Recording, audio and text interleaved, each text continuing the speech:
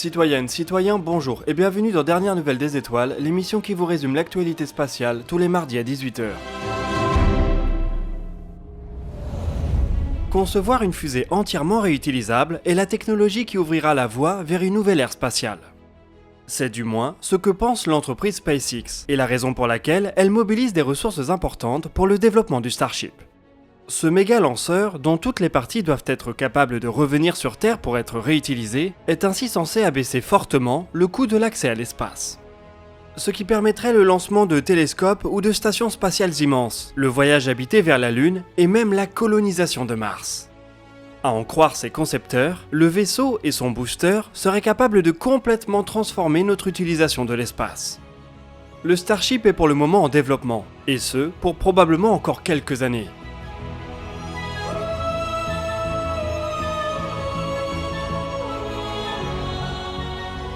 L'idée d'un lanceur en deux parties entièrement réutilisable commence cependant à faire son chemin en dehors de SpaceX. Relativity Space est une autre entreprise américaine qui a été créée en 2015. Elle espère elle aussi abaisser le coût de l'accès à l'espace via l'utilisation massive de la fabrication additive, la fameuse impression en 3D. Jusqu'ici, elle développait une petite fusée dénommée Terran 1. Cette dernière doit faire son premier vol au cours de l'année. Elle devrait alors tenter de se faire une place parmi le marché très concurrentiel des micro-lanceurs. En novembre dernier, Relativity Space a levé un demi-milliard de dollars auprès d'investisseurs privés, et armée de ce pactole, l'entreprise semble maintenant vouloir faire de l'ombre à la Falcon 9 en s'inspirant du Starship. Relativity vient ainsi de présenter une nouvelle fusée dénommée la Terran Air. Beaucoup plus massive que la Terran 1, elle doit aussi être entièrement réutilisable, avec un premier et second étage qui serait capable de revenir sur Terre. Tel qu'il a été présenté, le lanceur serait capable de placer une grosse vingtaine de tonnes en orbite basse. On a peu de détails sur son architecture, mais celle-ci est censée faire appel à des matériaux et à des formes assez exotiques, qu'il ne serait pas possible de produire via des procédés de fabrication traditionnels. Les imprimantes 3D de Relativity Space, qui sont parmi les plus grandes du monde, auraient déjà la taille nécessaire pour produire cette nouvelle fusée. La Terran Air pourrait ainsi se présenter en concurrente directe de la Falcon 9 ou d'Ariane 6. On imagine cependant que sa réutilisation totale sera cantonnée à l'orbite basse. On n'a en effet pour le moment pas d'indication sur son éventuelle capacité vers l'orbite géostationnaire, qui représente tout de même une partie importante des contrats commerciaux. On ne connaît pas non plus la date qui est visée pour le premier vol. Il va probablement falloir se montrer patient. Il faut de toute manière commencer par réussir le premier lancement de Terran 1 d'ici quelques mois.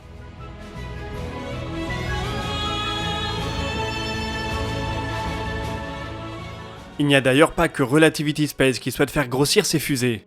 Rocket Lab est une autre entreprise américaine qui a déjà bien implanté son micro-lanceur Electron. Elle souhaite maintenant ouvrir son capital pour lever elle aussi un peu moins d'un demi-milliard de dollars. Cela permettrait de développer une nouvelle fusée de forte capacité qui porterait le nom de Neutron. Rocket Lab procède déjà à des essais de récupération pour le premier étage d'Electron. Il n'y aurait donc rien de surprenant à ce que la Neutron suive la même philosophie. De ce qu'on en sait, il s'agira d'un véhicule pensé pour les méga-constellations et capable de propulser 8 tonnes en orbite basse en un seul tir. Et d'après Peter Beck, le CEO de Rocket Lab, elle serait capable de vol habité et devrait être opérationnelle en 2024.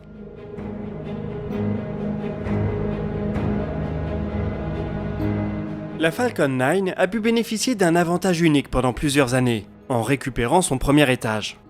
Cet avantage va cependant être de plus en plus ouvertement menacé par une concurrence toujours plus nombreuse, qui ne souhaite plus se cantonner au monde des micro-lanceurs. Voilà en tout cas des développements qui seront passionnants à suivre dans les années qui viennent.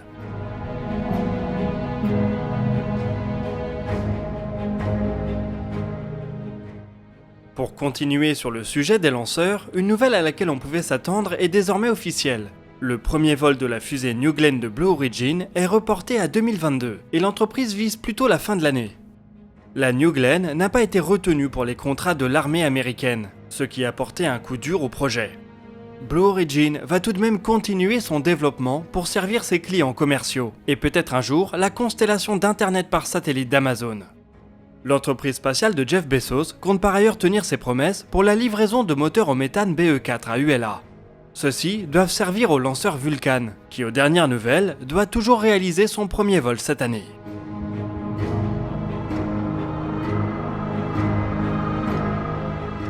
Dans la même thématique, la fusée géante SLS de la NASA, développée en grande partie par Boeing, connaît aussi quelques retards pour sa nouvelle tentative de mise à feu statique.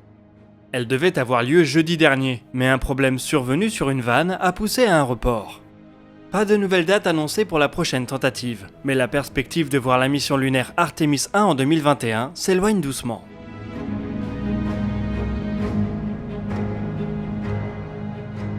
Puisqu'on parle de la Lune, faisons un petit tour du côté de l'ESA. L'Agence spatiale européenne est très impliquée dans le renouveau de l'exploration de notre satellite. Américains et Européens évoquent l'idée d'une base lunaire habitée dans un futur pas si éloigné. Une telle base aurait besoin d'être protégée des radiations et des micrométéorites. Pour faciliter cette protection, une solution consisterait à installer la base dans une grotte ou un tube de lave. La Lune semble en offrir plusieurs, qu'on peut distinguer sur des photos prises depuis l'orbite. Mais avant d'aller y installer une base, il faudrait déjà pouvoir les explorer. Explorer un tube de lave comporte certains défis. Comment assurer la descente dans un trou profond, les déplacements sur des surfaces escarpées et les télécommunications à travers la roche? Pour répondre à toutes ces questions, l'ESA explore une série de concepts qui pourraient déboucher sur une mission réelle. Le premier est un ensemble de capteurs. Un lidar, une caméra et un dosimètre, un instrument permettant de mesurer les radiations auxquelles un milieu est exposé. Ils forment ainsi une petite sonde qui est englobée dans une boule transparente. Cette dernière est destinée à être abaissée dans l'entrée d'un trou de lave à l'aide d'une grue. Cela permettrait de caractériser ce milieu et donc de déterminer s'il offre une protection suffisante pour abriter une base habitée.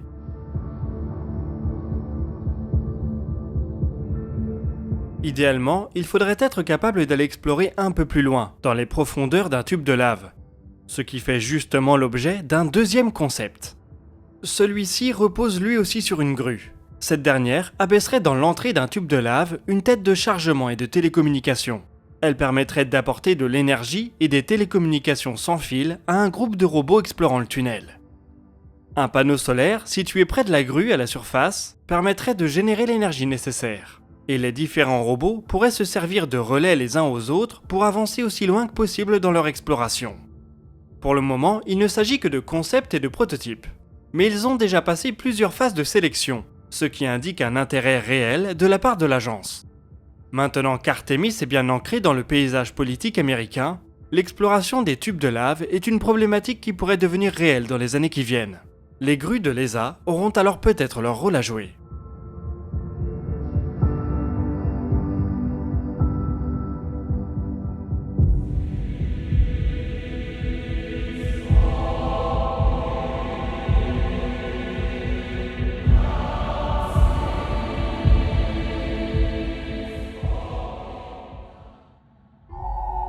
Comme souvent ces derniers temps, on va maintenant parler de Mars et de la mission Perseverance.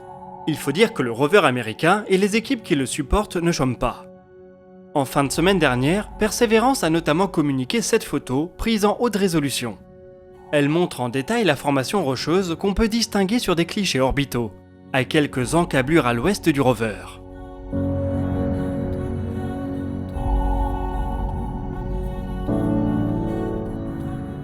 Il est intéressant de constater que la roche semble y être stratifiée. Quand on sait qu'on parle d'une région où un ancien delta fluvial a coulé voilà plusieurs milliards d'années, on serait tenté d'y voir l'œuvre d'un processus de sédimentation. Il pourrait bien entendu exister d'autres explications, mais il faudra attendre que le rover se rapproche pour en avoir le cœur net. Qui sait, peut-être même qu'Ingenuity pourrait aller faire quelques tours de pale à proximité des parois, pour un meilleur angle de vue.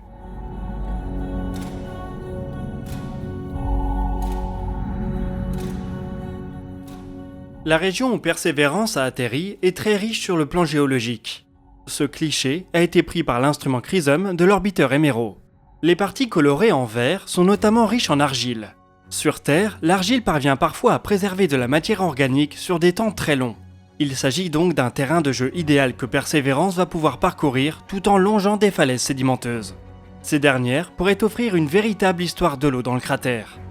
Certains chercheurs pensent en effet qu'il a connu deux époques humides, séparées par une époque sèche.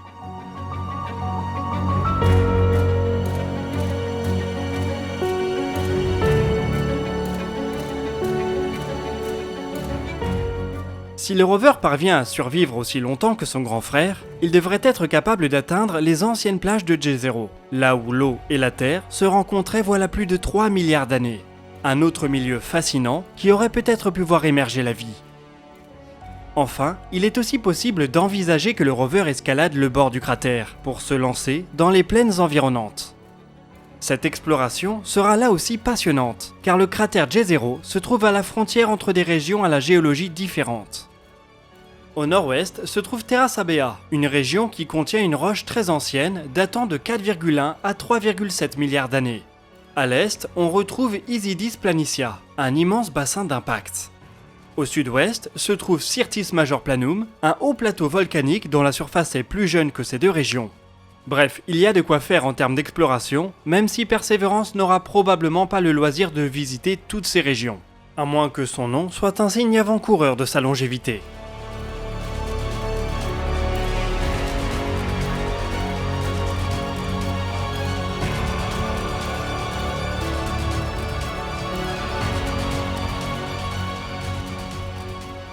Nous voici en tout cas arrivés au bout de ce DNDE. Comme d'habitude, je vous oriente vers l'espace commentaires pour partager vos questions et remarques. Nous répondrons à certaines d'entre elles dans la vidéo qui sortira le dimanche 14 mars à 18 h. Vous pouvez consulter la description pour des liens vers nos sources, nos podcasts et nos réseaux sociaux. Nous, on se donne rendez-vous jeudi pour un nouveau dossier de l'espace, et d'ici là, citoyennes, citoyens, portez-vous bien.